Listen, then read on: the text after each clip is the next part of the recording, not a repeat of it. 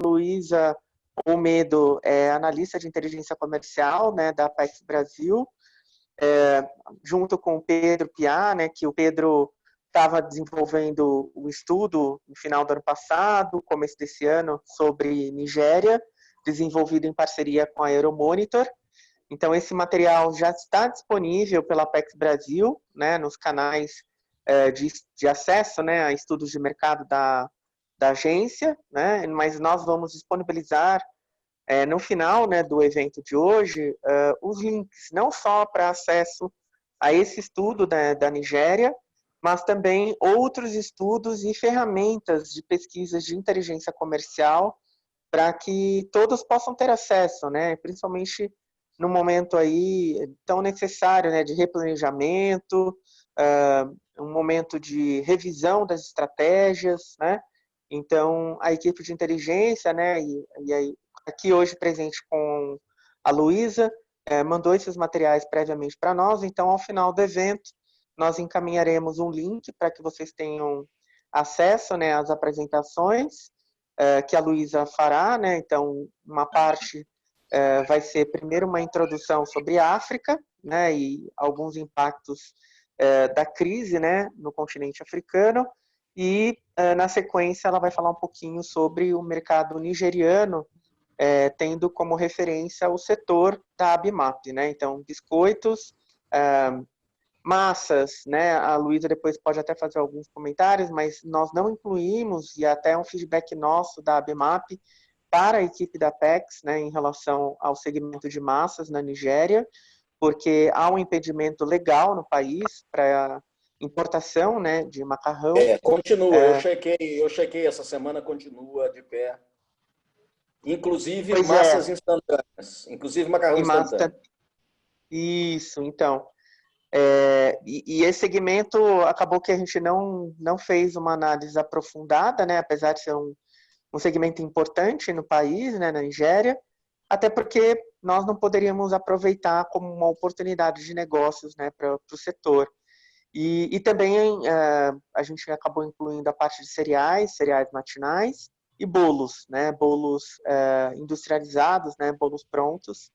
Então, acho que a apresentação elaborada pela equipe da Apex está bem interessante, né, com bastante informações que podem auxiliar para aqueles que trabalham no mercado africano em geral. E, ao final, nós teremos aí a contribuição muito importante, uma visão local, né, do nosso embaixador do Brasil, no Consulado Geral do Brasil em Lagos, na Nigéria, mas que já atua há um bom tempo, né, São Francisco, por países africanos. Então, já estou no meu 15º ano na África. Pronto. Já há 15 anos, então, atuando aí no continente africano, ou seja, trazendo também na perspectiva, né, do Itamaraty, como estão os países, né, de alguma forma, a visão local, né, obviamente com um olhar mais voltado para a Nigéria, mas eu acho que é uma oportunidade para todos também tirar o máximo aí da experiência do nosso embaixador local. Então, já dou início ao nosso evento. Luísa, se você já puder compartilhar a tela da sua primeira apresentação, fica à vontade para você iniciar. Tá? Muito obrigado aí, mais uma vez, pelo conteúdo elaborado. Deixa eu...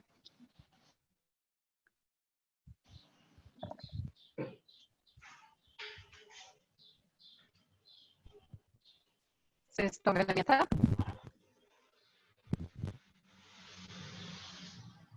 Sim, estou vendo a sua tela.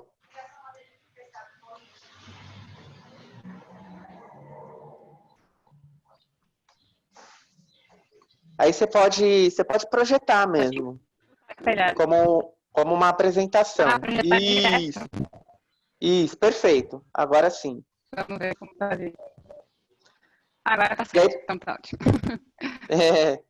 Para você passar os slides... eu acho que está com delay, mas está chegando.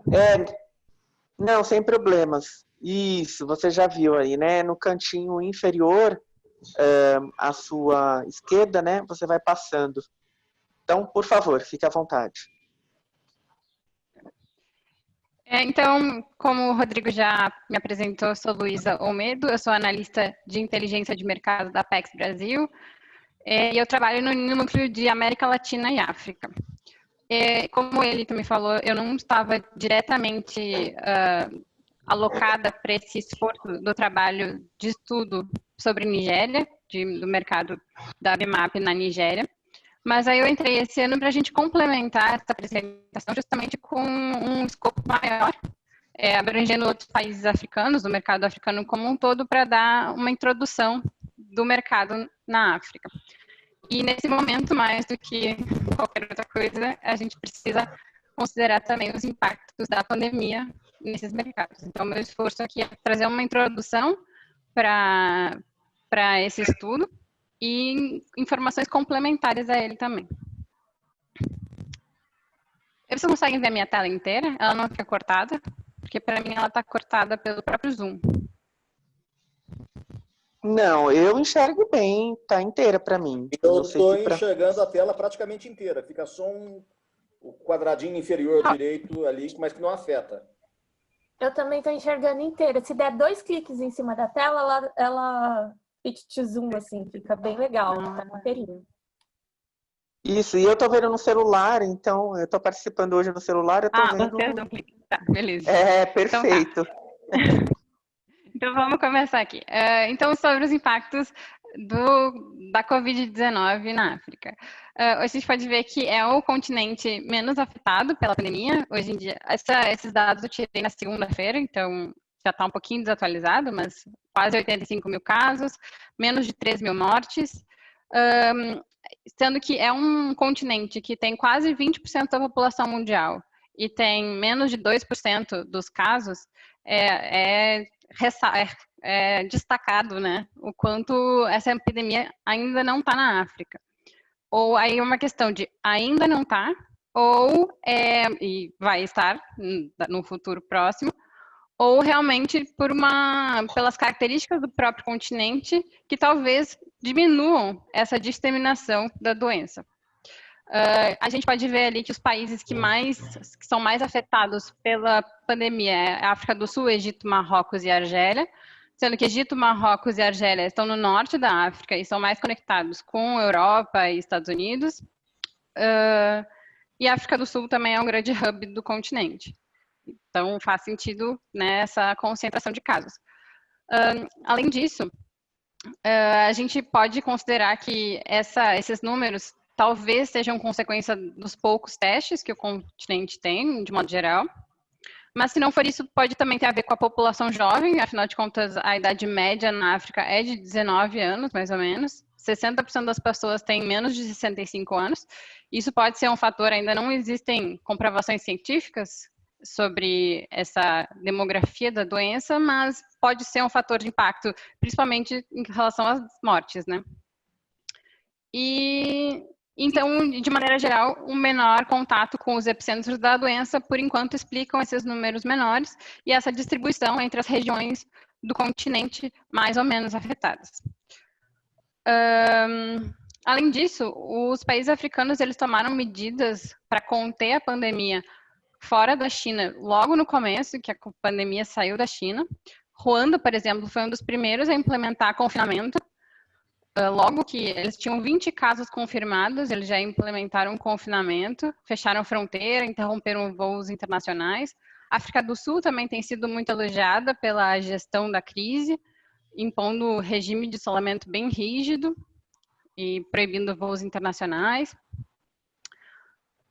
E essa reação à pandemia também pode ser mais rápida, talvez, pode ser explicada também pela experiência com o próprio Ebola, que foi um surto do vírus entre 2014 e 2016, e esses países já tinham alguma estrutura, pelo menos para detectar essa doença minimamente.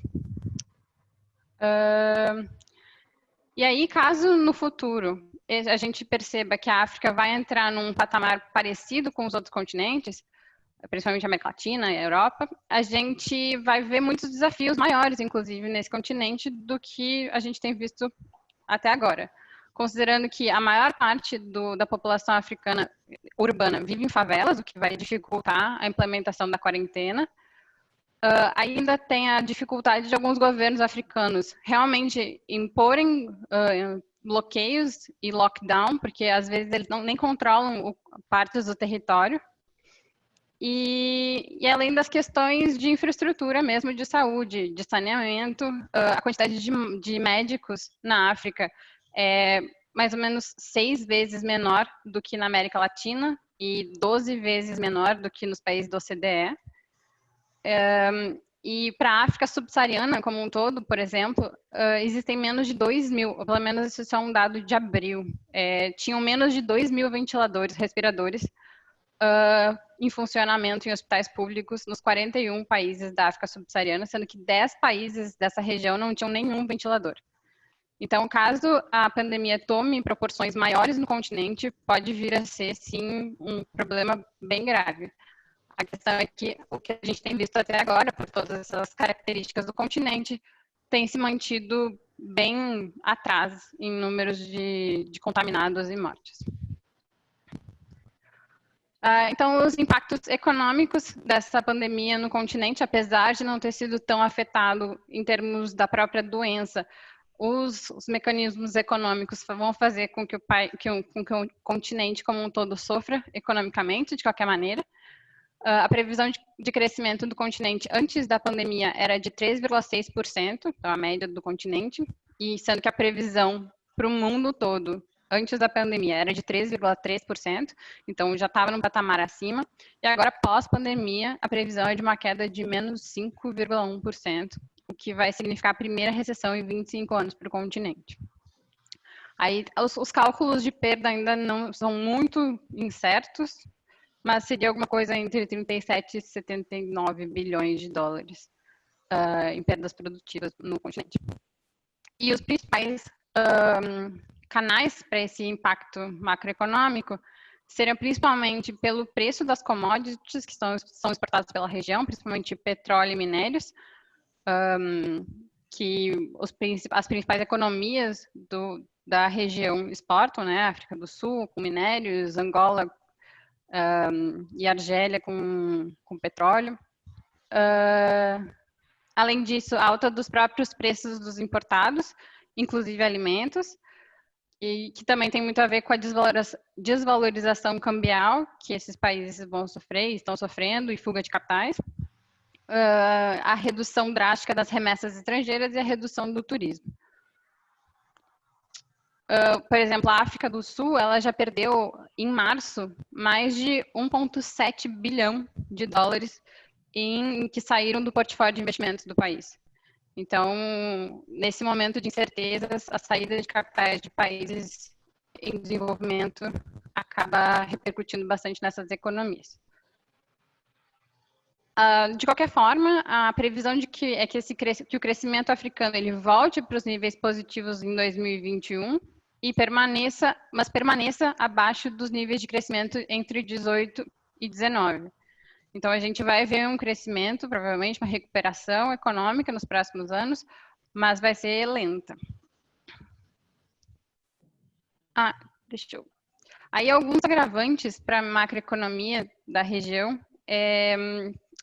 que são bem importantes na hora de pensar nessa recuperação econômica, que é a capacidade fiscal dos países.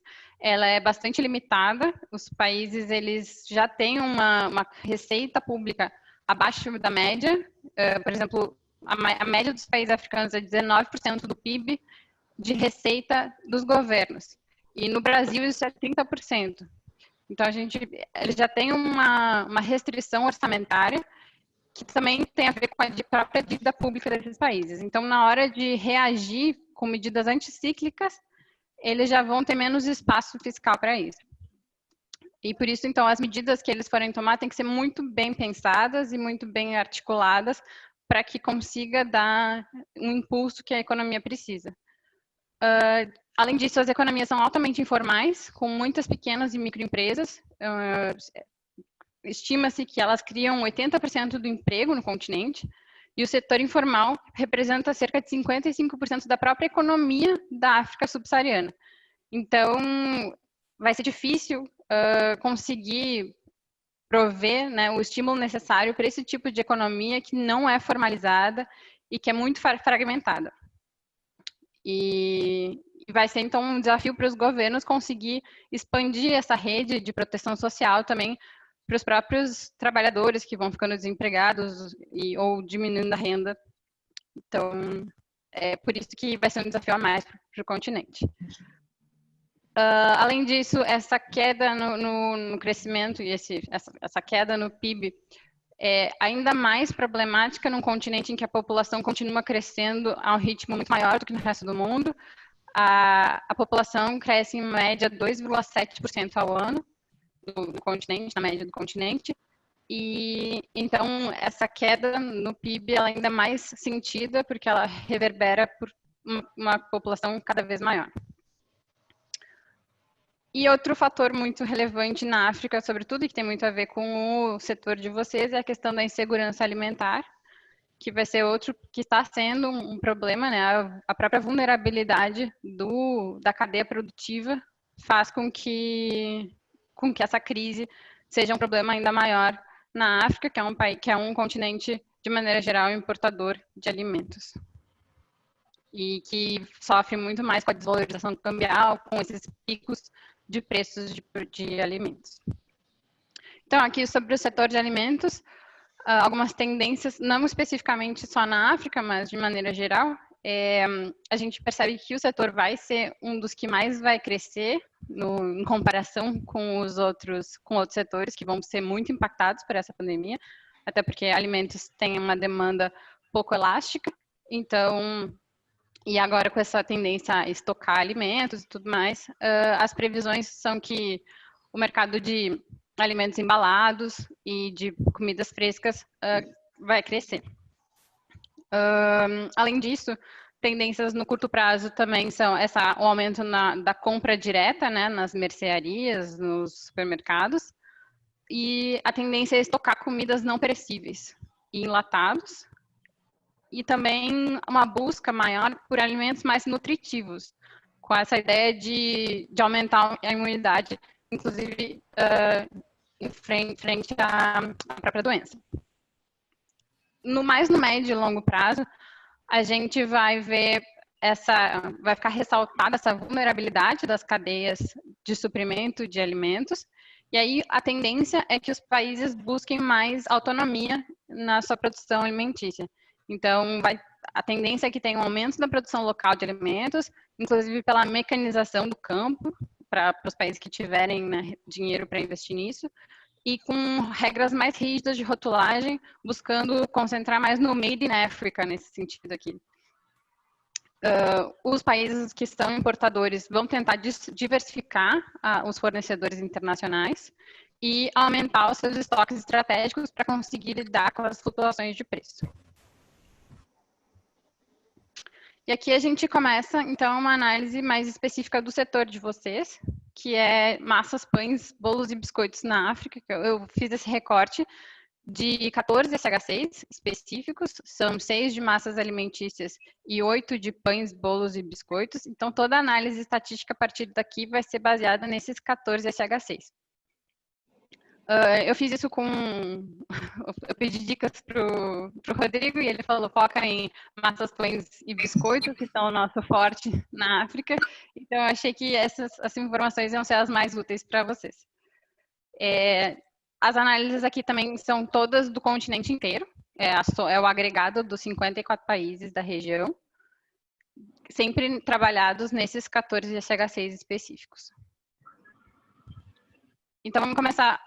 Então, aqui eu fiz também, vou ressaltar, a gente estava falando da Covid até então, dos impactos, e agora eu estou retrocedendo um pouquinho para ver como estava esse cenário do mercado de vocês na África antes da pandemia, até porque os dados de comércio que a gente tem são até 2019, e aí depois a gente vai tentar entender como está o Brasil após a pandemia, quais são os impactos e porque os dados de Brasil a gente tem mensalmente, então a gente já consegue ver como é que está o impacto das vendas brasileiras na África em 2020.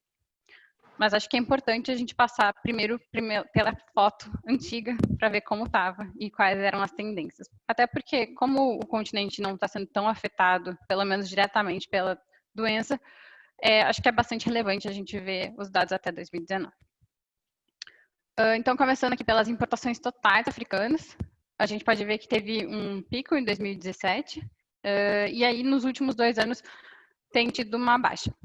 O mercado ele é de 1,26 bilhão, o que é cerca de 2,5% do total exportado do setor no mundo. Então, é um mercado relativamente pequeno, considerando que 20% da população mundial, quase 17% da população mundial. Então, ainda é um mercado para as exportações pequeno, que tem muito potencial de crescimento, e ele tem crescido mesmo, apesar dessas flutuações, ele tem crescido a 1,2% ao ano. A divisão nas importações do continente tem sido 61% pães, bolos e biscoitos, foi em 2019, na verdade, e ali 38, 39% de massas alimentícias. Isso me chamou bastante atenção, porque quando a gente for olhar as exportações brasileiras, o perfil é bastante diferente, né? Aqui, em termos de produto, a gente pode ver que o principal produto importado na África é quase 1/3, né? São as massas, essas massas alimentícias. E, em segundo lugar, estão as bolachas, o que também a gente vai chamar a atenção, que é bastante diferente da própria pauta exportadora brasileira. Aqui eu coloquei em verde os produtos que têm crescido entre 2015 e 2019 e os produtos que têm tido queda nos últimos anos. Então, a gente vê que outras massas alimentícias teve bastante queda, tem uma queda forte nos últimos anos, enquanto os outros produtos de padaria e os waffles tiveram as maiores altas. E o líder ali, que são essas outras massas alimentícias, também tem tido crescimento. Em termos de destino, a gente pode ver que o mercado africano ele é relativamente pulverizado. Nenhum dos mercados tem mais de 11%. Ali, a África do Sul, que é o líder nas importações, não tem mais de 11% da fatia de mercado. E que os outros, ali, além dos nossos 6 primeiros, os outros somam mais de 50% das importações. Então, é um mercado bem fragmentado. Em termos de crescimento, chama a atenção aqui Marrocos e Gana. Gana não importava praticamente nada em 2015 e hoje já é o 6º importador, em 2019, né? Foi o 6º importador. E Marrocos também apresentou um grande crescimento entre 2015 e 2019. Outra mudança que teve nos últimos 5 anos foi a liderança da Líbia, passou para a África do Sul, e eles continuam, né, figurando entre os principais importadores.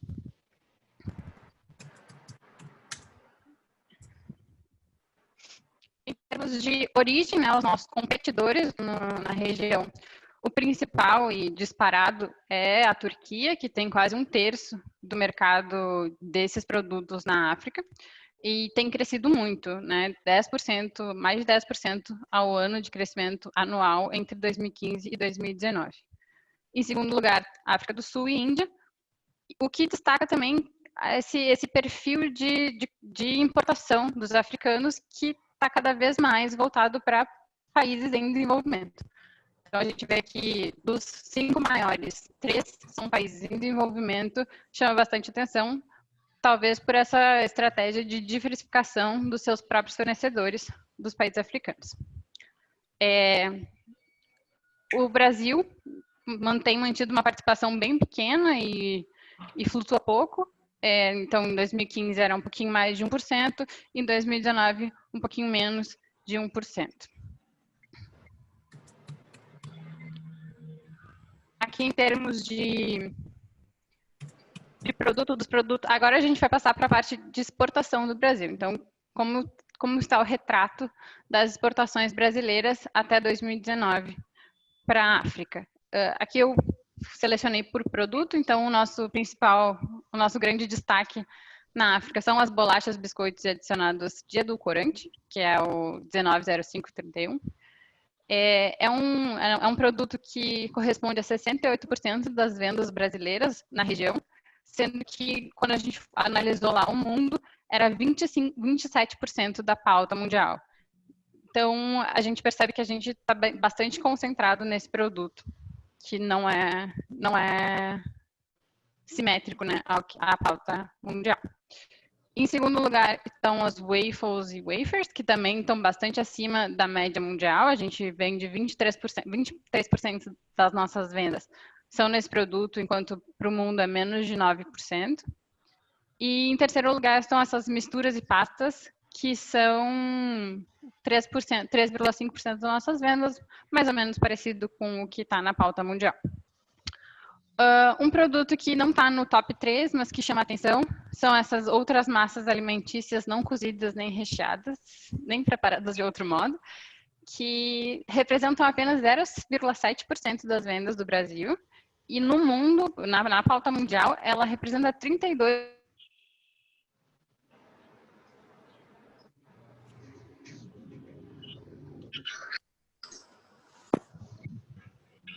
Luísa caiu?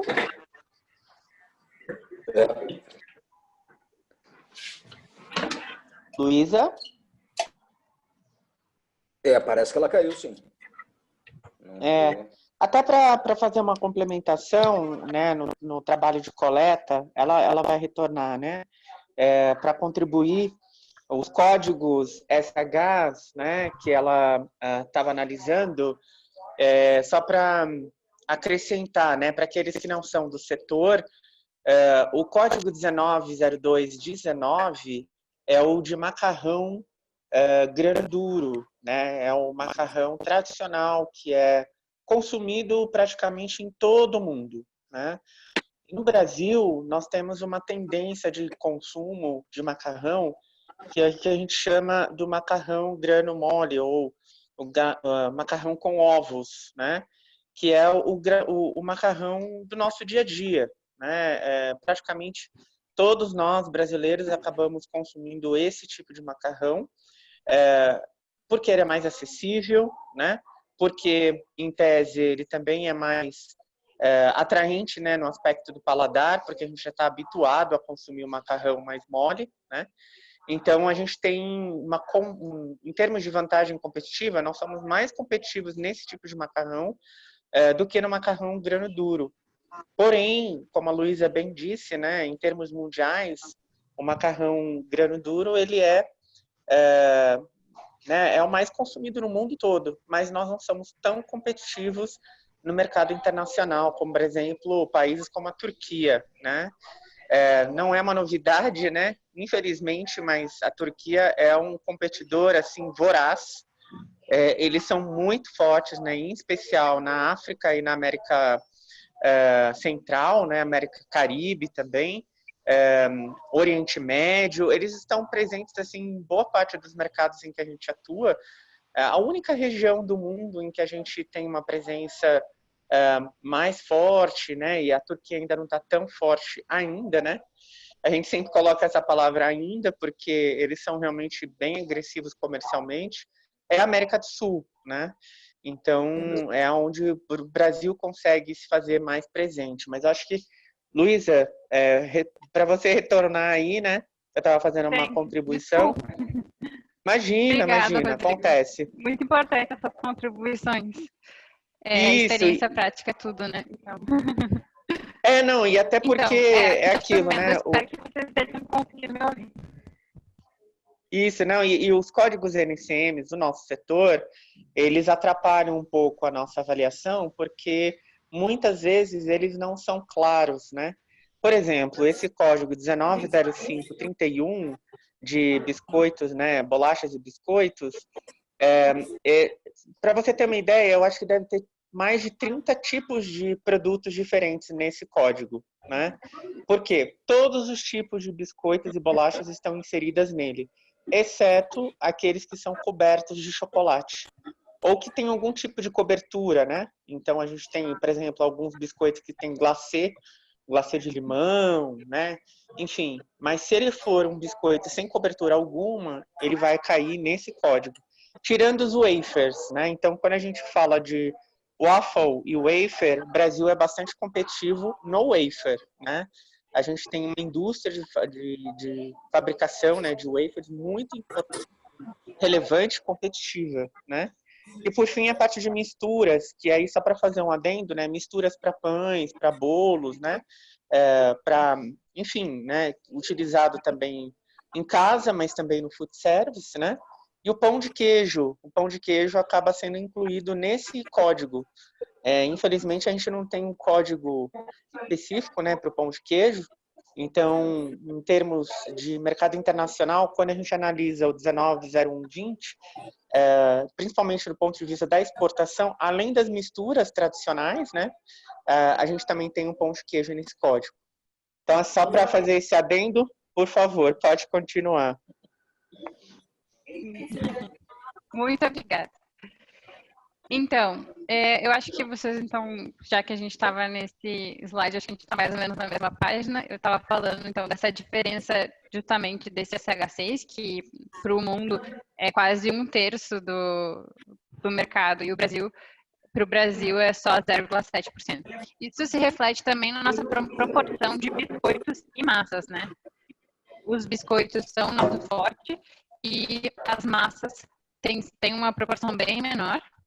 O que chama a atenção é mais 2016, aqui nesse gráfico de anos, que a gente percebe que teve uma queda geral em 2016, mas foi o ano de maior alta das massas alimentícias, o que talvez tenha a ver com a própria demanda de produtos mais baratos, num ano em que a queda do preço do petróleo foi bastante acentuada.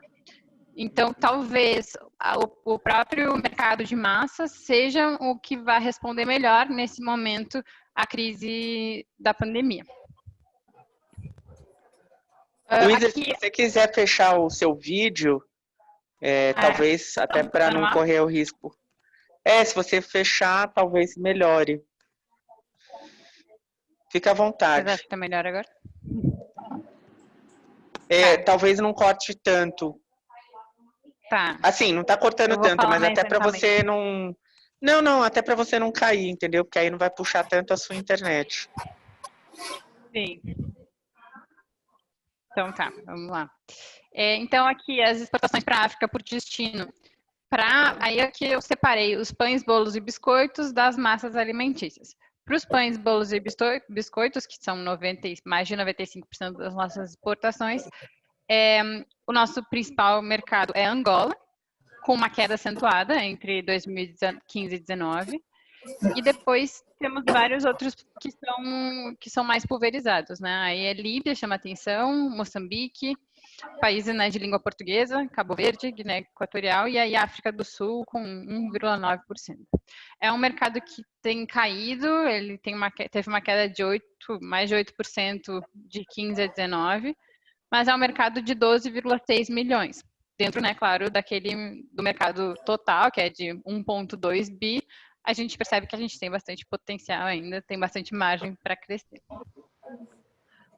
Aqui, especificamente para o de massas alimentícias, a gente vê que os destinos já variam bastante. Angola, Líbia e Moçambique permanecem, mas Cabo Verde e Libéria se destacam como principais consumidores, com a maior fatia do mercado.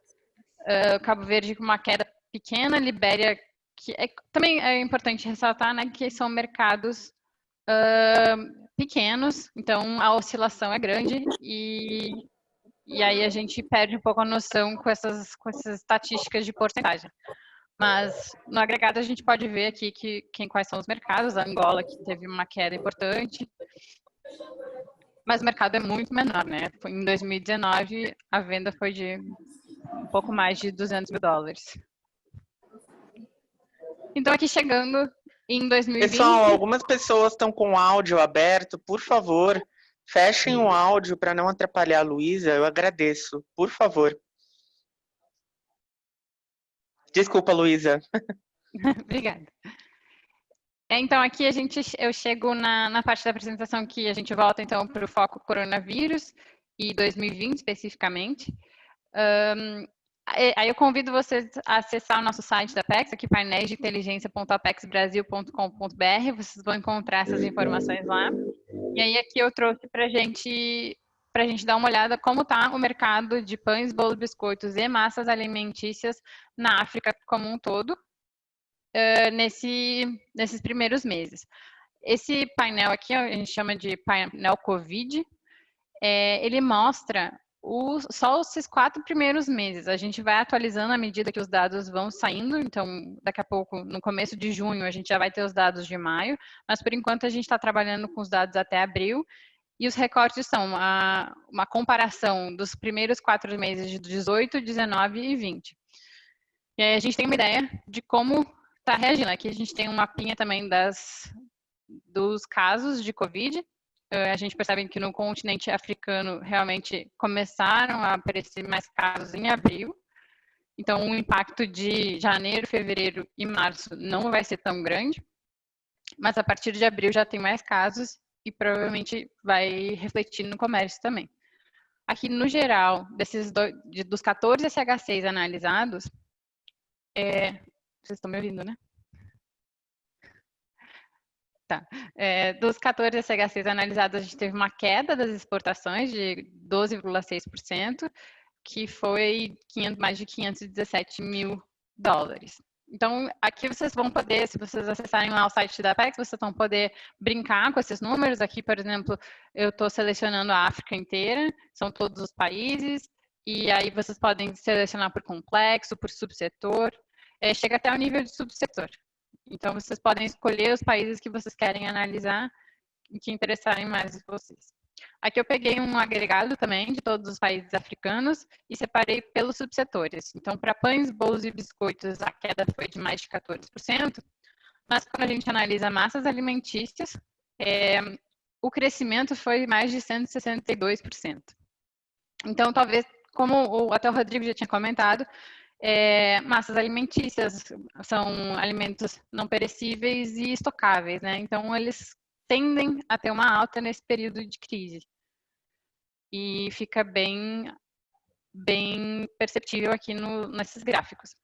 Os países que mais se destacam, então, para pães, bolos e biscoitos, houve um crescimento em Gana, Moçambique, Marrocos, Gâmbia, Costa do Marfim e alguns outros, mas que mais destaque é para Gana e Moçambique. E a queda foi para Angola, que é o nosso principal mercado, então é esperado que tenha maior queda, e Cabo Verde e Guiné Equatorial. Para massas alimentícias, a gente só teve países que aumentaram as suas importações dos nossos produtos de massas alimentícias, e aqui são os que se destacaram: Cabo Verde, Moçambique, Angola e Líbia. E Libéria um pouquinho. Com base na fotografia pré-Covid e nos impactos pós-Covid, eu selecionei alguns mercados específicos para a gente dar uma olhada nesses dados que estão disponíveis lá nesse painel. Então, eu selecionei Angola, Moçambique e Gana, para a gente dar uma olhada como estão esses mercados. Angola, nosso principal mercado do setor, teve uma queda de 10%. A gente pode ver aqui, tem tido uma queda desde 2018. O principal produto continua sendo bolachas, biscoitos, enfim, aquele SH6 que engloba um monte de coisa, né, 19,0531, que uma queda relativamente pequena em comparação ao total, teve uma queda de 2,6% entre 2019 e 2020. E o que mais cresceu, e também tem a ver com essa consequência da crise, né, dos estoques, que são as massas alimentícias não cozidas nem recheadas contendo ovos, que teve um aumento de 220%. Angola é um país que, por enquanto, até segunda-feira, tinha reportado apenas 2 mortes e 48 casos, e com mais de 6 mil testes. Então, também é um país que não foi tão afetado pela pandemia no continente africano. Especificamente aqui eu coloquei para ver então a diferença entre as massas e os pães, as massas tendo uma boa alta, né, de quase 75%, e os pães caindo mais de 10%. Outra informação interessante que a gente tem no nosso painel Covid, na Apex, é essa caixinha aqui à esquerda, que é das exportações por trimestre, as exportações divididas por trimestre. E a gente consegue ver a sazonalidade das vendas. Então, para Angola, que é um mercado grande, a gente tem uma tendência mais uniforme. A gente tem vendido praticamente aí, o que se destaca é o terceiro trimestre, que as vendas têm ficado concentradas, quase 30% das vendas no terceiro trimestre, enquanto o segundo trimestre é só 21%.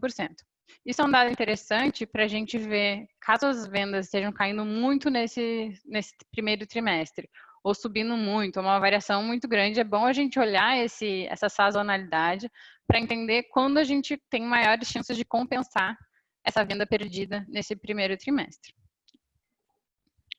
Aqui no caso, para Moçambique, a sazonalidade é mais forte ainda, né? Tem uma boa concentração no último trimestre do ano, o que pode ser uma oportunidade para a gente conseguir compensar as nossas vendas esse ano. Mas para Moçambique, o que a gente vê é um crescimento em todos os setores. Tanto massas, aí com um crescimento de quase 300%, e pães, que daí também é um bom crescimento de 25%, cresceu. O total foi quase 30% de crescimento em Moçambique, e que é um crescimento que vem vindo lá desde 2018.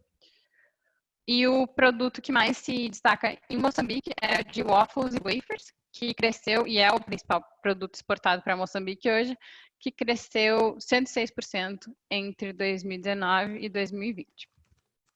E aqui, por último, Gana, que eu achei interessante trazer, porque é um mercado que está se destacando, ele já virou o 6º maior importador do continente, então achei que valia a pena trazer aqui para a gente tentar explorar esse mercado.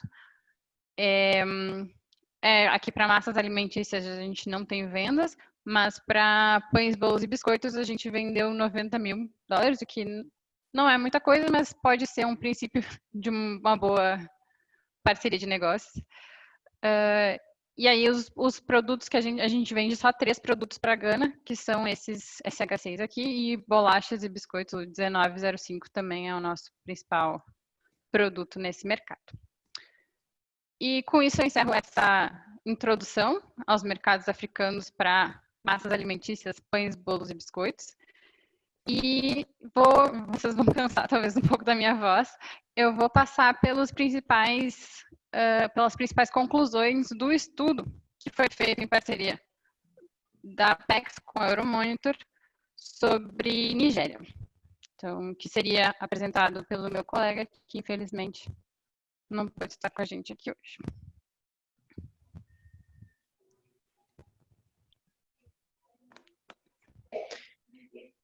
Perfeito, Luísa. Se você puder trocar a apresentação, aí você já pode iniciar a apresentação de Nigéria. Muito obrigado, viu? Excelente trabalho. Para aqueles que tiverem interesse de fazer alguma pergunta para a Luísa, enfim, dúvida, esclarecimento, ao final a gente vai dar um espaço para perguntas, né? E, por favor, fiquem à vontade também para colocar no chat. Nós temos um chat aqui no Zoom, né? Então podem colocar aqui ao final, a gente faz a leitura. Isso, estou disposta mesmo perguntas que eu não saiba responder aqui, a gente procura e sempre volta com a resposta, nem que seja por e-mail mais tarde. Fiquem à vontade para fazer qualquer pergunta. Então, aqui a gente começa a apresentação desse estudo: alimentos embalados, biscoitos, salgados e doces, cereais matinais e bolos industrializados na Nigéria. Luísa, você não está compartilhando a tela com a gente. Ainda está na tela do estudo da Nigéria. Então, você tem que encerrar o compartilhamento e compartilhar de novo, aí já na tela do estudo da Nigéria.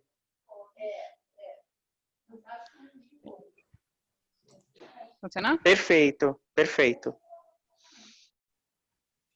Tá. Ótimo. Aí. Perdão, gente. Então, aqui vamos começar com algumas conclusões principais do estudo, que contou com a participação, como eu disse, então, da gerência de inteligência da Apex Brasil, da Euromonitor, também contou com a própria consultoria, né, da ABMAP e do embaixador, que tinha conhecimento do mercado nigeriano. Aqui algumas conclusões principais do estudo. Tem a ver, então, com a disponibilidade e a sensibilidade aos preços do mercado nigeriano. O consumo ele é muito influenciado não pelo preço e pela conveniência desses produtos, que podem ser, eles preferem os produtos que podem ser comprados em trajetos diários. Outra conclusão é que há um declínio das importações devido ao foco na fabricação local. É um grande mercado consumidor de 195 milhões de habitantes, pelo menos esse é o dado de 2018, e o governo local tem estimulado a produção internacional. Então, empresas grandes como Kellogg's têm deslocado a sua produção para dentro da Nigéria.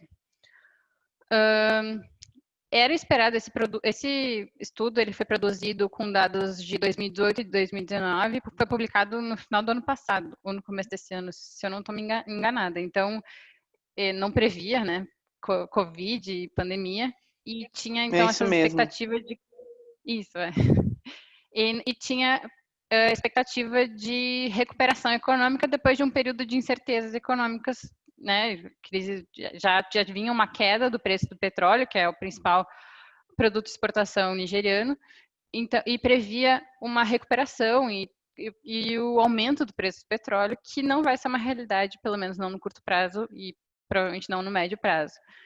Então, a gente vai ter que reescalonar um pouco essas perspectivas, mas não muda o fato da Nigéria ser um mercado muito grande e com um crescimento populacional importante. Então, é um mercado consumidor que não tem como perder de vista. Aqui, a projeção era um crescimento médio anual de 10,6% entre 18 e 22. Então, mesmo que não mantenha esse crescimento tão alto, por questões exógenas, é esperado que continue sendo um mercado muito importante. Outra conclusão importante é que as vendas são muito focadas em vendedores pequenos, independentes. Os varejistas considerados, né, modernos, eles são apenas 7% das vendas. Eles estão crescendo em relevância, esses varejistas modernos, mas eles são mais específicos para algumas marcas premium e de luxo, que controlam melhor e comercializam melhor nesses canais. Os fabricantes brasileiros podem buscar diferenciação e concorrer, para não ter que concorrer com preço, e sim concorrer em mercados de nicho, né? Então, os consumidores, eles buscam qualidade e novos sabores, aromas, como coco, leite, né? Aí a gente também pode tentar trazer um pouco da brasilidade, açaí, tentar encontrar nichos para os nossos produtos. Aqui, trazendo uma visão mais geral do mercado nigeriano, é uma população crescente, num ritmo bem mais acelerado do que a média mundial. A população era um pouquinho mais de 180 milhões em 2015, e a projeção é que 2022 já ultrapassa 215 milhões. Essa população ela é bastante urbana. Em 2018, ela já era mais de 50% dos nigerianos viviam em cidades, e ela vai continuar crescendo. Então, é uma margem grande para crescente urbanização, sendo que alguns países já, fora da África principalmente, né, já estão saturados, essas cidades já estão saturadas, inclusive já estão no movimento oposto. No caso da população africana, especificamente nigeriana, é um crescente da dinamização das cidades, que é um fator relevante para esse tipo de consumo. O tamanho das famílias tem sido mantido uma média de 4,7 pessoas por família, o que é bem acima. No Brasil, se não me engano, é 3,6 pessoas por família, então é bem acima. A taxa de fertilidade por mulher também fica bem acima da média mundial, mas tem caído, né? De 2015 era 5,6, em 2022 já vamos estar em 5,1. Como decorrência desse crescimento populacional e dessa alta fertilidade, a gente tem uma população bastante jovem, que está lentamente envelhecendo, bem lentamente, né? Em 2015 a média de idade era 17,7 anos, em 2022 vai estar em volta de 18. O número de domicílios também crescendo muito, que tem a ver com essa urbanização. Em 22 vamos estar em cerca de 46 milhões de domicílios. E a classe média também a classe média tem se mantido estável e tem a ver um pouco com esse crescimento econômico um pouco mais desacelerado nos últimos anos e o crescimento populacional bastante alto. Então, a classe média tem se mantido estável nos últimos anos. Outros dados econômicos de PIB, o PIB nos últimos anos, entre 2015 e 2018, houve uma queda importante, mas o país estava recuperando. A projeção para 2022, então, era um crescimento de 2,7%.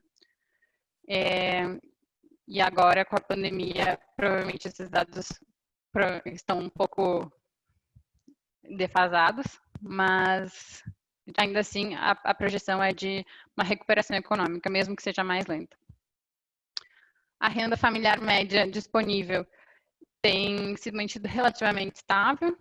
A inflação ela subiu bastante nos últimos anos e a perspectiva é de que ela se mantenha relativamente alta nos próximos anos.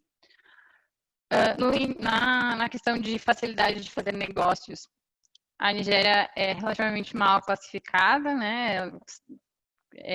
Nos últimos anos tem melhorado um pouco esse índice, mas questões como corrupção, conhecimentos políticos e esses fatores que, querendo ou não, acabam sendo frequentes em alguns países africanos, colocam ela mais abaixo nesse ranking de facilidade de fazer negócios. A falta de transparência do próprio governo, enfim,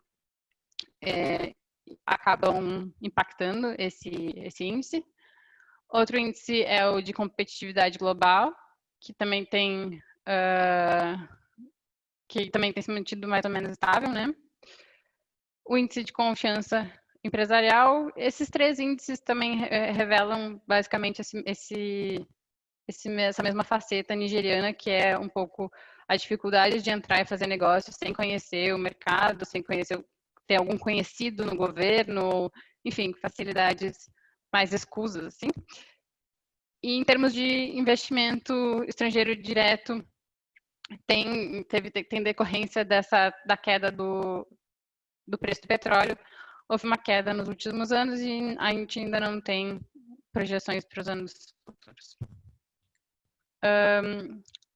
Agora, sobre o ambiente da indústria de alimentos embalados especificamente, os varejistas independentes, eles são os mais atrativos em termos de custo, mas eles estão lentamente perdendo a relevância.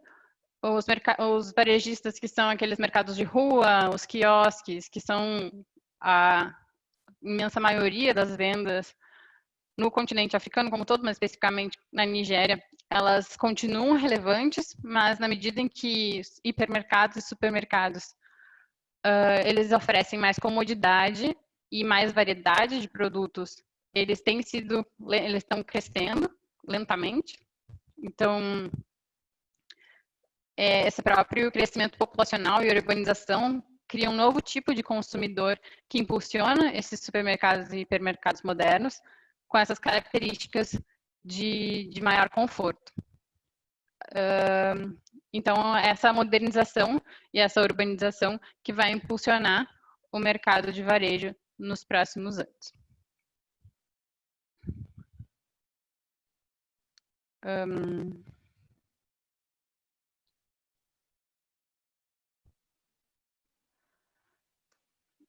Aí aqui, já algumas análises do comércio internacional, aqui são os SH6 que foram analisados nesse estudo específico. O Rodrigo já tinha explicado um pouquinho como funcionou esse recorte. Então, foram esses três principais produtos que foram selecionados: os biscoitos doces e salgados, os cereais matinais prontos para consumo e os bolos industrializados. Os biscoitos doces e salgados são os líderes, com 12,7 milhões. E os cereais vêm em segundo lugar, com 7 milhões. E os bolos industrializados ficaram em terceiro lugar, bastante atrás, com apenas $500 de exportações. Esse é o mercado total, então fica em 19,7 milhões com crescimento entre 2017, na verdade uma queda, né, entre 2017 e 2018 de 11,5%.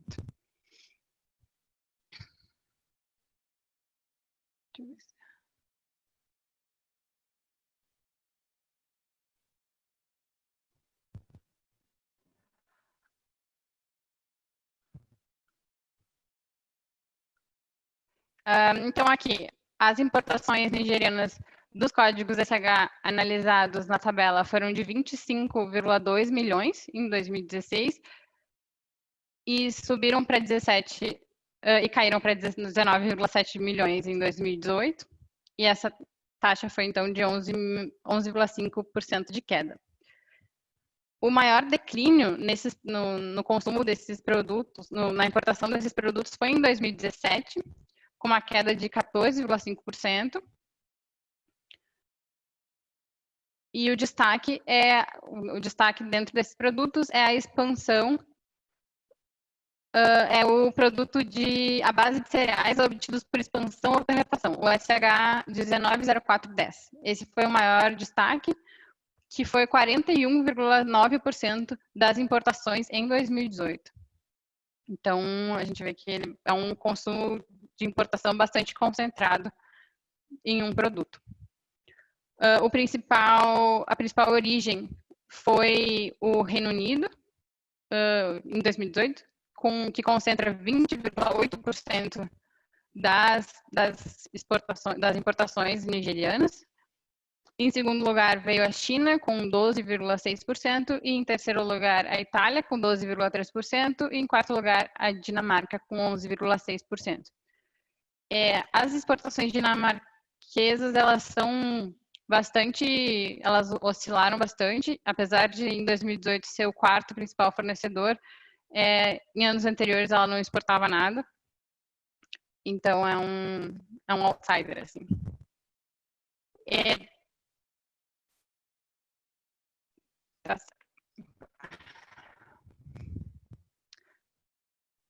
Então, aqui, sobre a produção local. A maior categoria é de biscoitos salgados e doces, que é quase totalmente atendida por fabricantes locais. O outro destaque nesse estudo é o fator das embalagens menores e uma expansão dos canais, uma expansão de canais que vão aumentar o consumo de cereais matinais. Essas embalagens menores, elas são importantes tanto por uma questão de preço, porque elas ficam mais acessíveis, né, para vários tipos de consumidores, e também por uma facilidade, já que esses alimentos, eles costumam ser consumidos durante transporte, e aí eles são considerados mais fáceis de consumir se eles tiverem embalagens menores. Os bolos industrializados são a categoria menos competitiva analisada pelo estudo.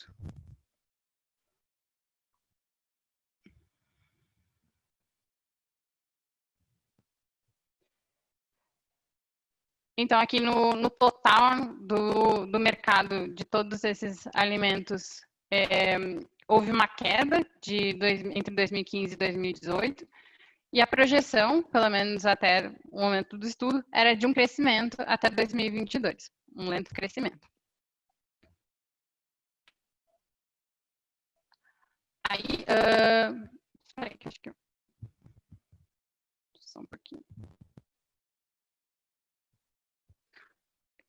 Tem mais um gráfico que eu queria mostrar para vocês sobre os exportadores aqui.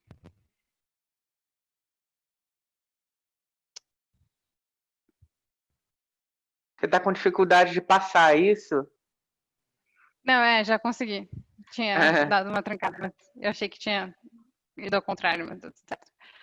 Então, aqui alguns impulsionadores e obstáculos. Um dos impulsionadores é o próprio crescimento da população e especialmente o alto número de crianças e adultos no país, que aumenta a demanda por alimentos, e cereais matinais têm bastante foco nesse público mais jovem. Mudança para embalagens menores para tornar os produtos mais acessíveis, o rápido crescimento do varejo moderno, o aumento do trabalho formal e a inclusão feminina no mercado, e o crescimento das marcas próprias. Esse crescimento das marcas próprias é bem interessante porque junto com o crescimento do varejo moderno, as marcas, os private labels desses hipermercados estão atuando nessa área de pães e biscoitos.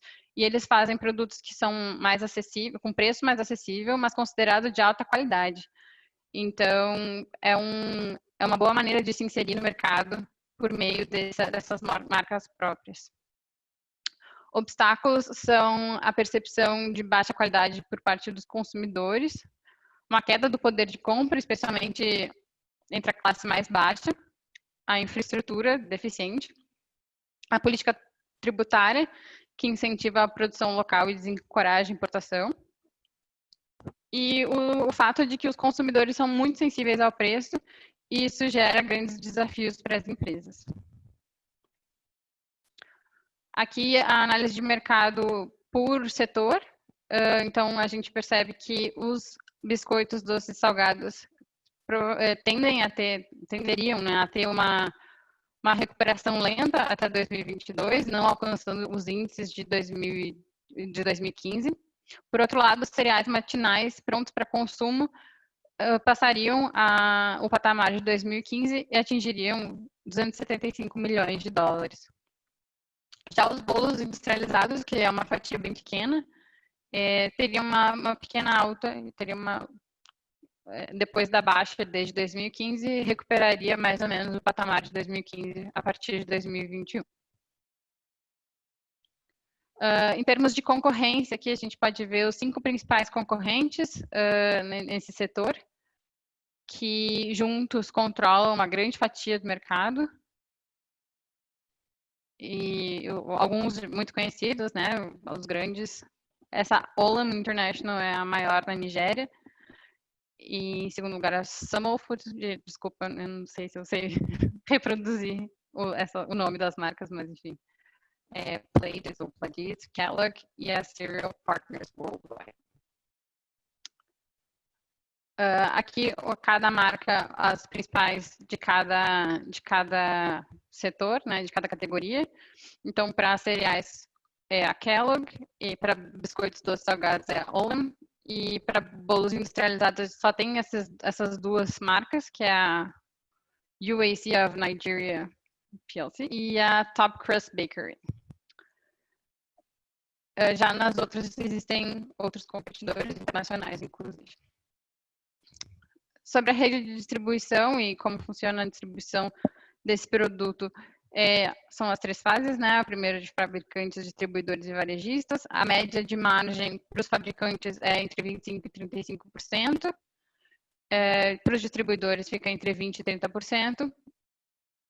E os varejistas do setor alimentício e os independentes têm uma margem de cerca de 46%, enquanto os varejistas modernos e não alimentares têm uma margem bem menor, que fica entre 7% e chega a 1% nos varejistas não alimentares.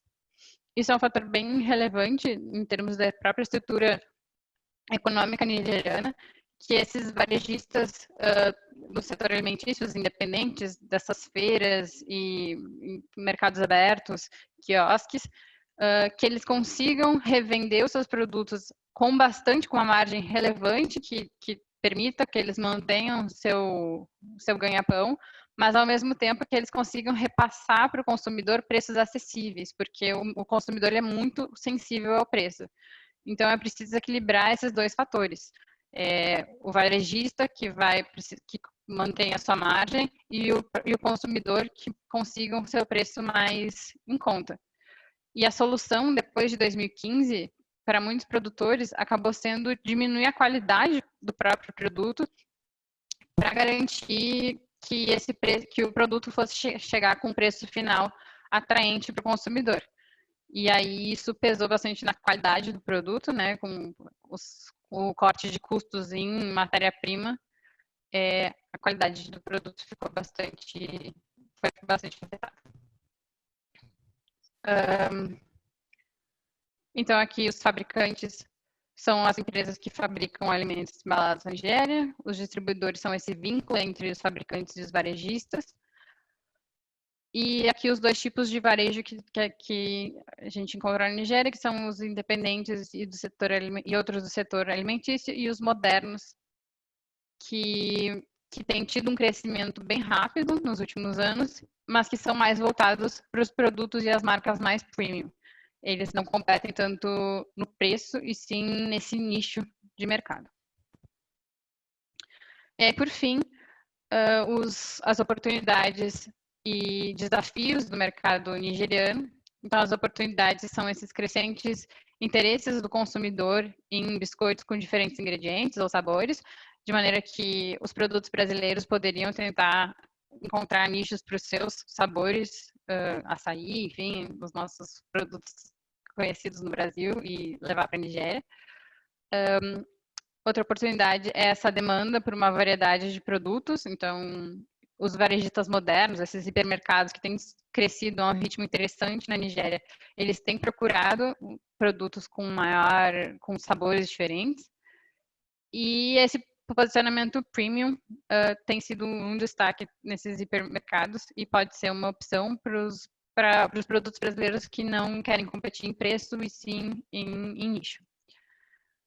Os desafios são essa alta sensibilidade do consumidor mais geral aos preços, o fato de que as marcas, tem muitas marcas grandes já consolidadas no mercado, e que esses varejistas alimentares mais tradicionais, dessas feiras e quiosques, eles têm muita força, e os varejistas informais e esses de alimentos, eles já têm uma força tradicional. Então, apesar do crescimento dos hipermercados, é improvável que esses outros varejistas mais tradicionais percam força no curto e médio prazo.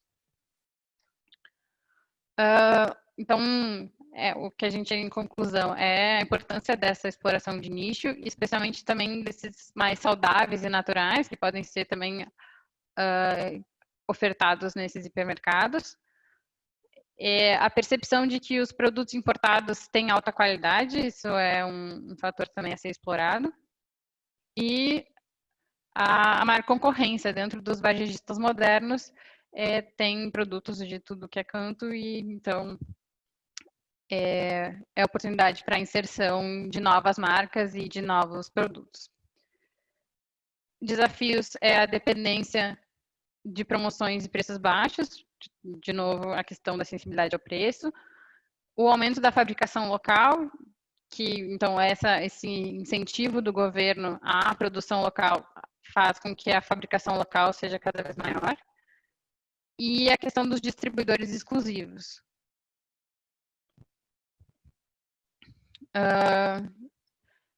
Outra oportunidade é a própria tradição brasileira na categoria, principalmente na de biscoitos, doces e salgados.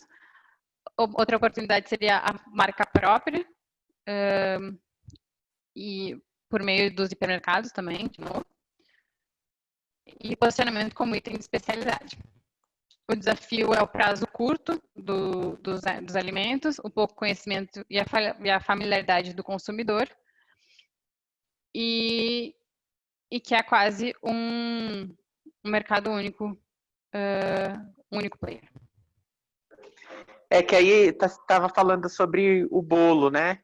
Que o bolo, no caso, realmente... Não, então, era só para fazer essa observação, até porque... Isso.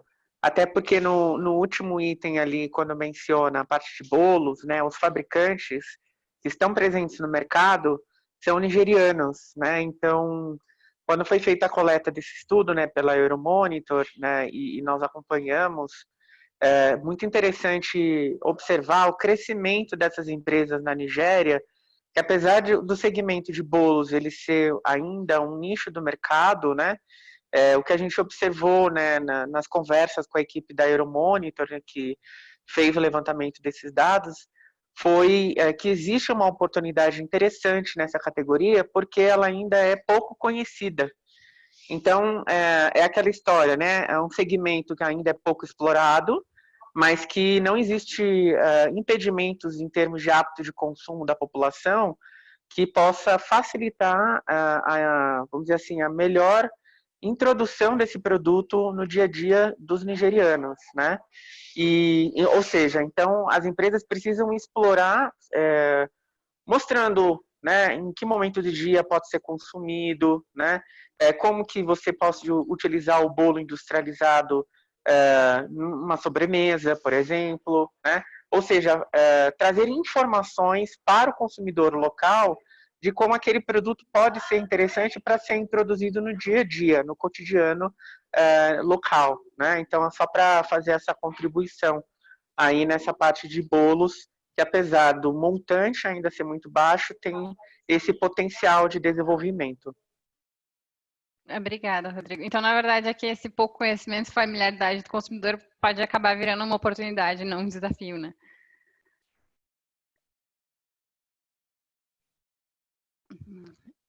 E por último, algumas outras informações adicionais que contém no estudo, e vocês vão encontrar no site da Apex, sobre regulamentações governamentais, lista de distribuidores de alimentos, as principais empresas e as faixas de preço. Então, essa apresentação era mais para convidar vocês a conhecer o estudo. Eu trouxe informações aqui bem rasas, o estudo ele é bem aprofundado. O Pedro, quando organizou essa apresentação, tentou trazer assim, os highlights que fossem chamar a atenção para vocês pesquisarem mais a fundo no estudo mesmo que vai estar, o Rodrigo vai enviar o link para vocês e está disponível no nosso site. Esse estudo foi feito pensando justamente focado, né, no setor de vocês. Então, a gente espera que seja útil e que vocês acessem. Tem informações também sobre acesso ao mercado, eventos do setor, enfim, tem bastante informação. Eu peço desculpas se aqui eu não consegui trazer com muita clareza. Como eu disse, eu não estava envolvida desde o começo nesse produto, mas eu tentei trazer aqui com a apresentação do Pedro os highlights. Espero que vocês se interessem pelo produto. E com isso eu concluo a minha parte e acho que agora vai chegar a parte mais interessante, que é do conhecimento em loco do mercado nigeriano. Luísa, olha, em nome da BIMAP, né, eu acho que de todas as empresas, né, e principalmente daqueles que estão aqui como convidados, muito obrigado. Eu acho que o material está extremamente rico, né? A apresentação que você elaborou para nós nessa parte também de África, assim, de verdade, muito obrigado, porque foi extremamente importante, né? No momento que a gente está passando de crise, também ter uma visão de África que eu já tive a oportunidade de trabalhar com essa região, né? Com esse mercado. E sei que é muito difícil de coletar dados seguros, né? Então, parabéns aí pelo trabalho que foi desenvolvido, tá? E pela dedicação. E também deu nossos agradecimentos ao Pedro, né? Pelo material que foi elaborado.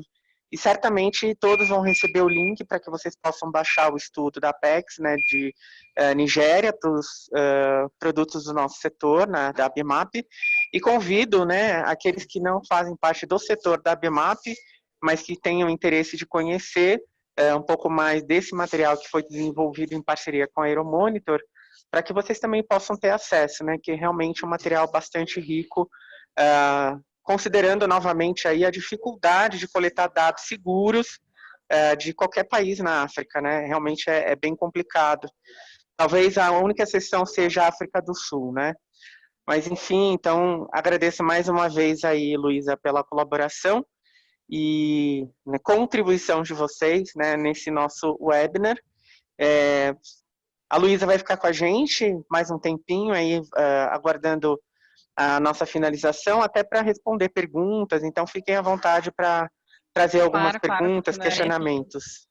Perfeito, perfeito. Então, convido já o nosso embaixador do Brasil, no Consulado Geral do Brasil em Lagos, na Nigéria, para a sua contribuição. Por favor, seu Francisco Luz, agradeço mais uma vez pela sua presença e, por favor, pode fazer a sua fala. Lembrando, a gente iria até 3h30, mas a gente pode ficar um pouquinho mais, aqueles que tiverem disponibilidade de ficar com a gente, até para que o nosso embaixador possa falar com mais tranquilidade sobre a sua perspectiva local.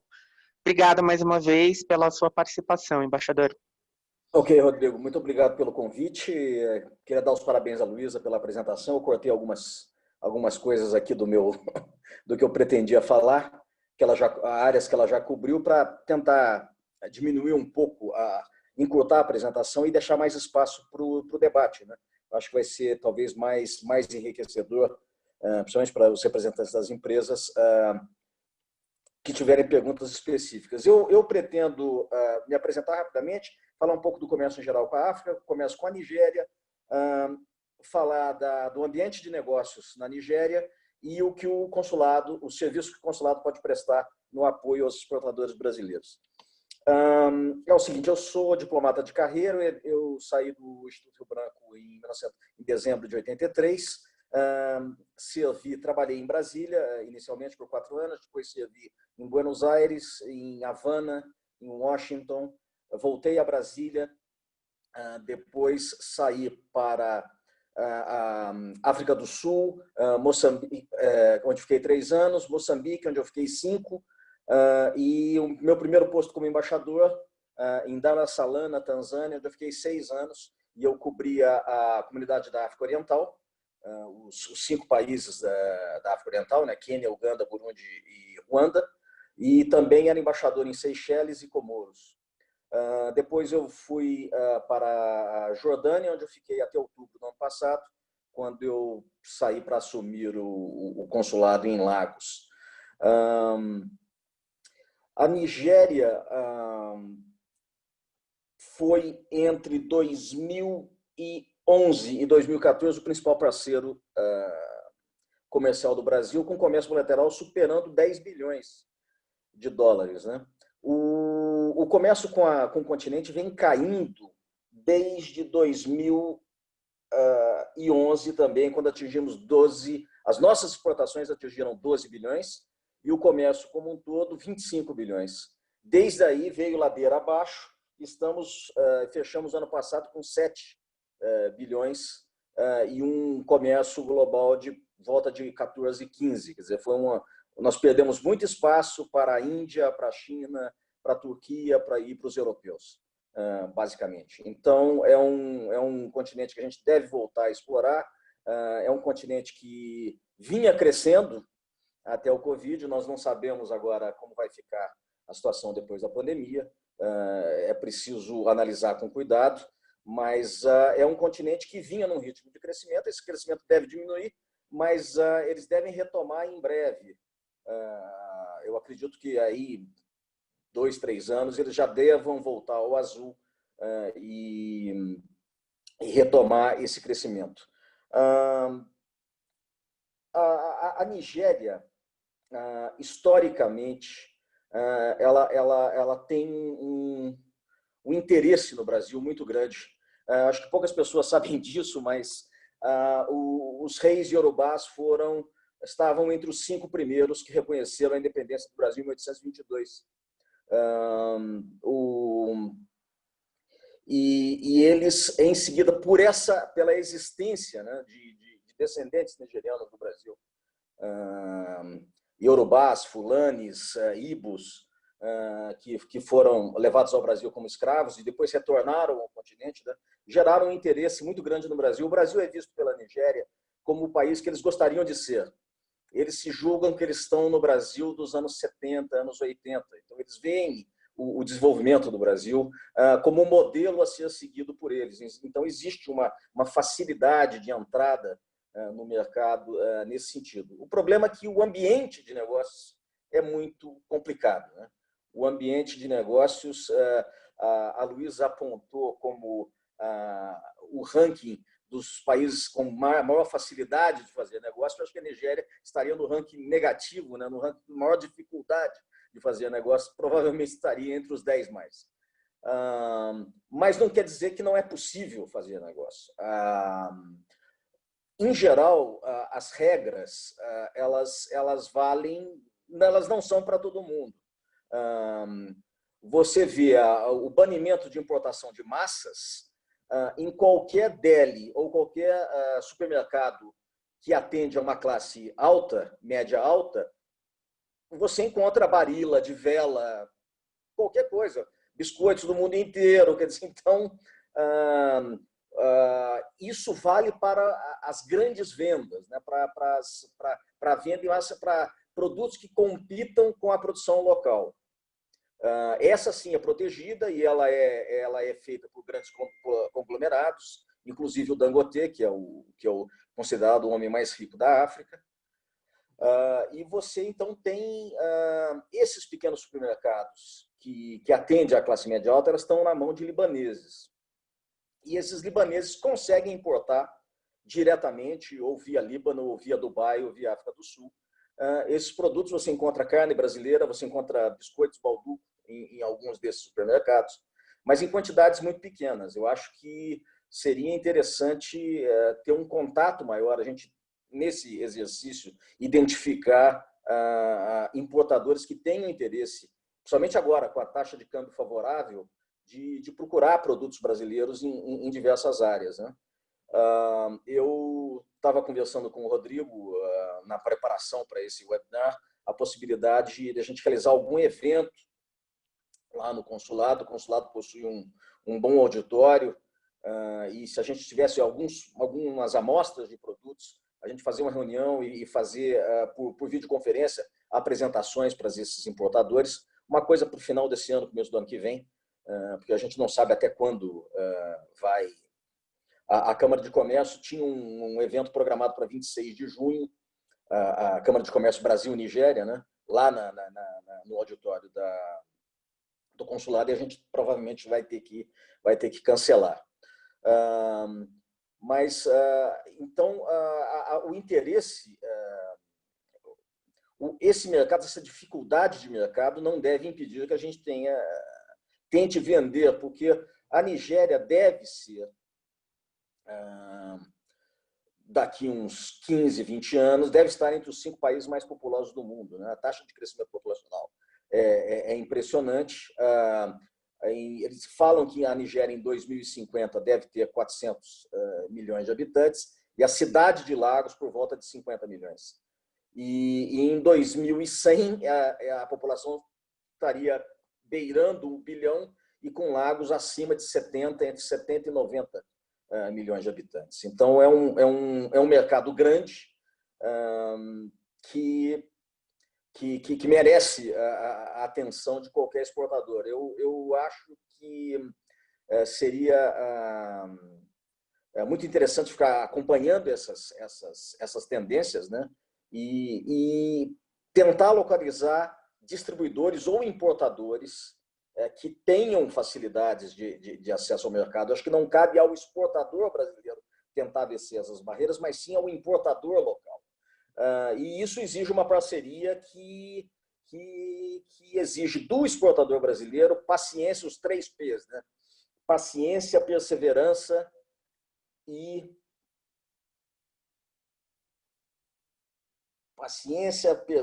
persistência. Isso é uma coisa que eu tenho falado. Isso vale não só para a Nigéria, mas acho que o mercado africano exige isso. Eles valorizam muito o contato pessoal. Eles adoram visitar o Brasil, sair para almoçar, para jantar com um fornecedor.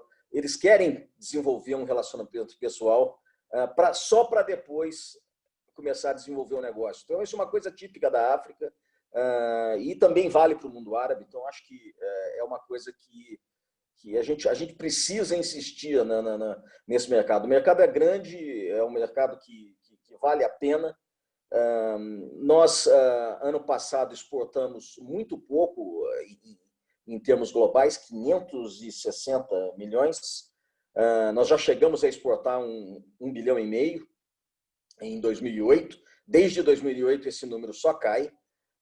Agora, esse ano, já com o efeito da Covid, a queda não foi tão grande. Eu acho que nós devemos chegar ao final do ano mais ou menos com os mesmos números, possivelmente até chegando aos 600. Talvez a gente consiga até passar um pouquinho, mas nós perdemos já o período do auge, quando a Petrobras estava no mercado.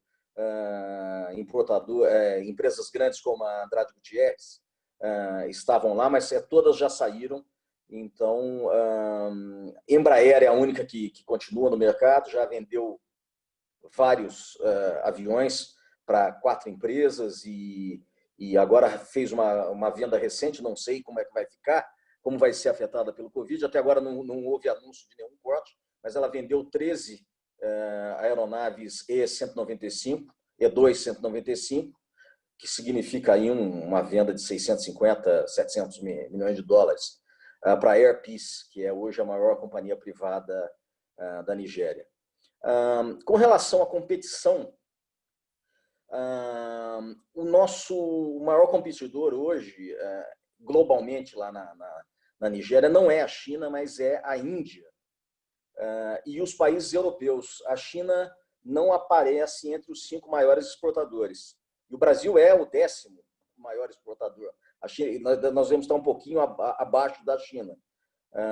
A China é mais investidor e importador de produtos nigerianos. O comércio entre China e Nigéria é o segundo. Em primeiro lugar vem a Índia, tanto na importação quanto na exportação, que por volta de 18 bilhões, a China vem imediatamente abaixo com 17, e o Brasil, o nosso fluxo comercial com a Nigéria está entre 1,5 bilhão, quando já foi 10, né?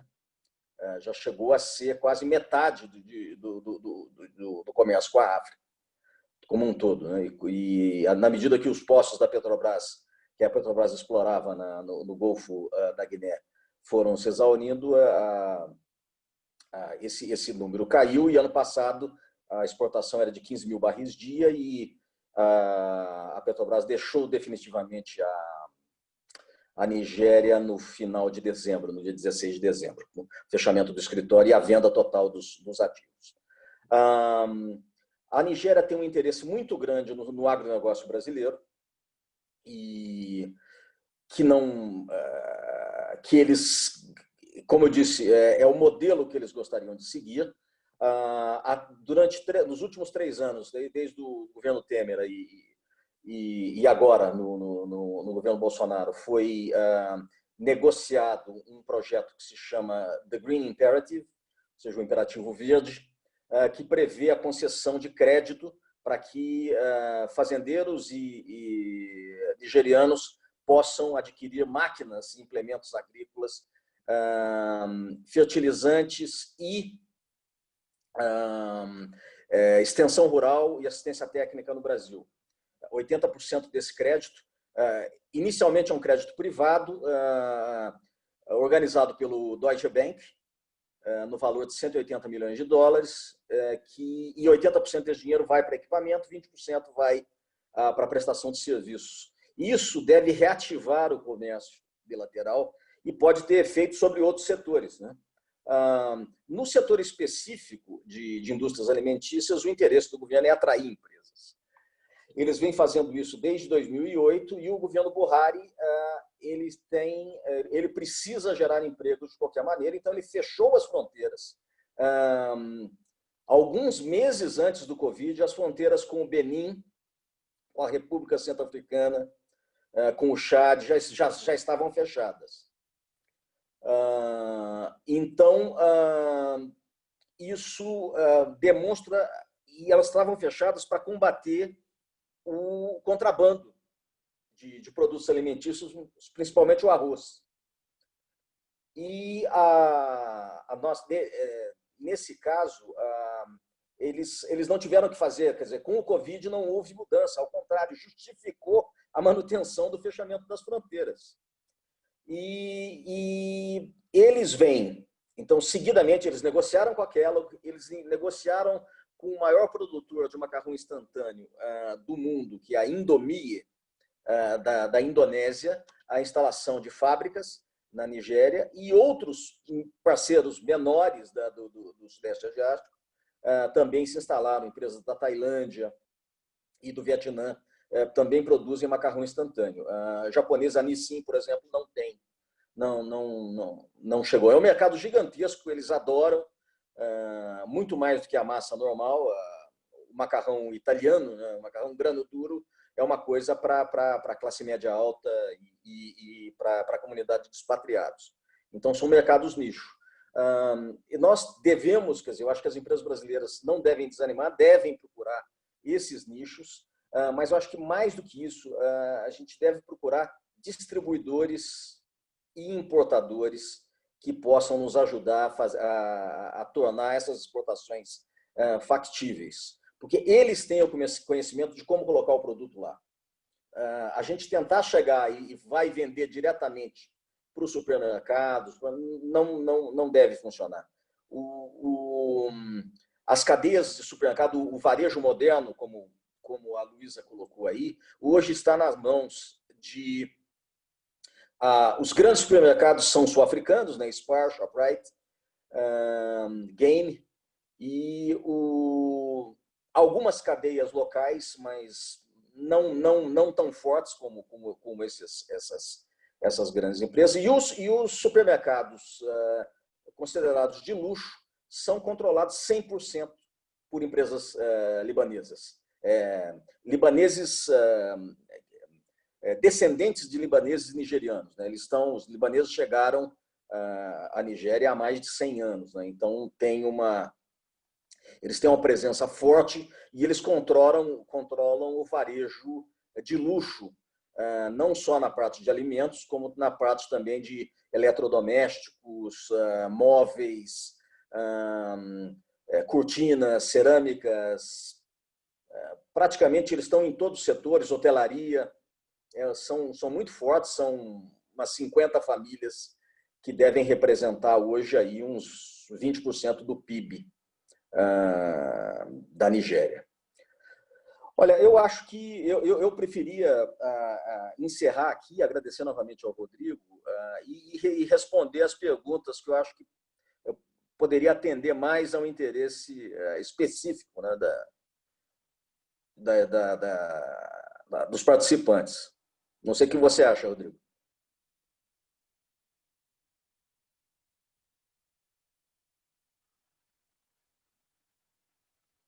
Alô?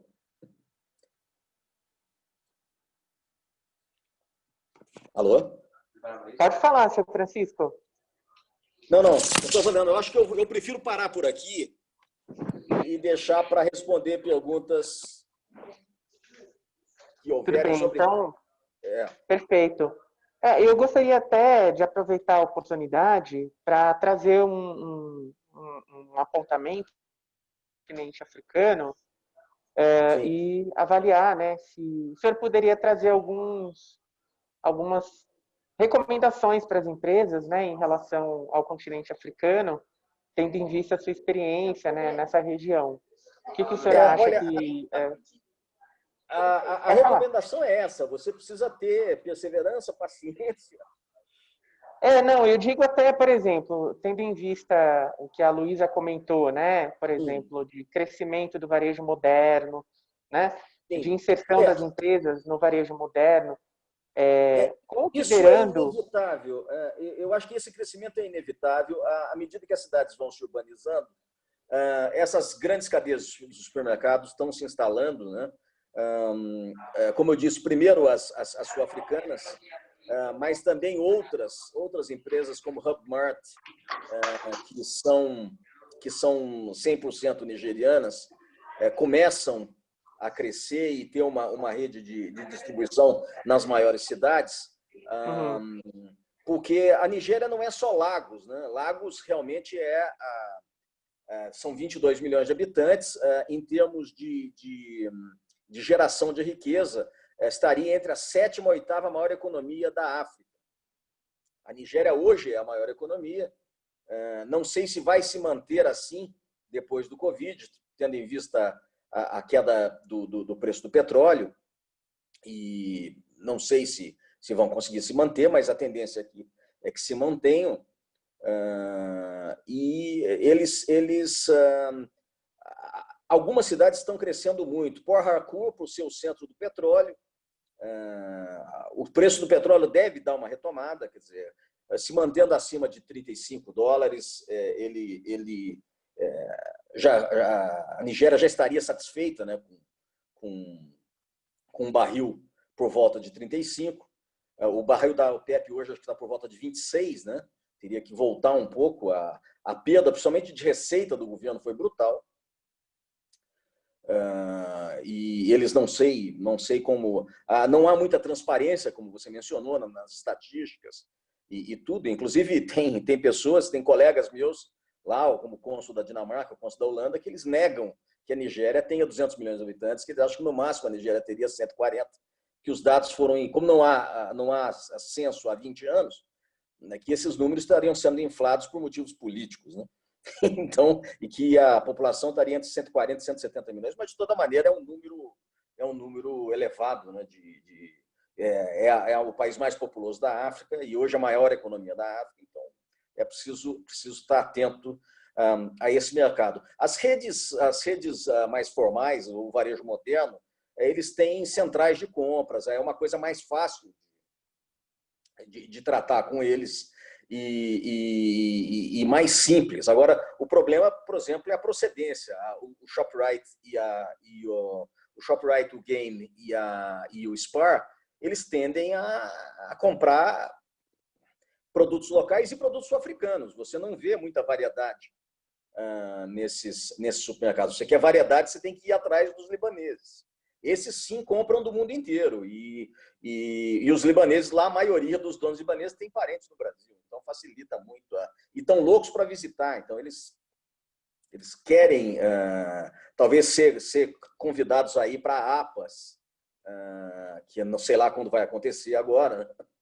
E talvez do ano que vem, e ser chamados ao consulado para conversar, se tivermos amostras, essas coisas. É fácil, é de fácil trato com eles. Com as empresas, com os supermercados maiores, já é mais complicado. A gente tem acesso a eles, a gente sabe quem são os chefes de compras, mas a gente convidou para feiras, aí a própria Apex ofereceu 2 passagens no projeto Comprador, eu não me lembro, acho que era de café, e não houve reação. Eles disseram que sim, que iam viajar, nunca preencheram um formulário, eles querem tudo na mão, né? Então é uma coisa que precisa de um esforço adicional do consulado ou das embaixadas, e às vezes a gente não tem estrutura para isso, né? Lá em Lagos, a minha tendência com a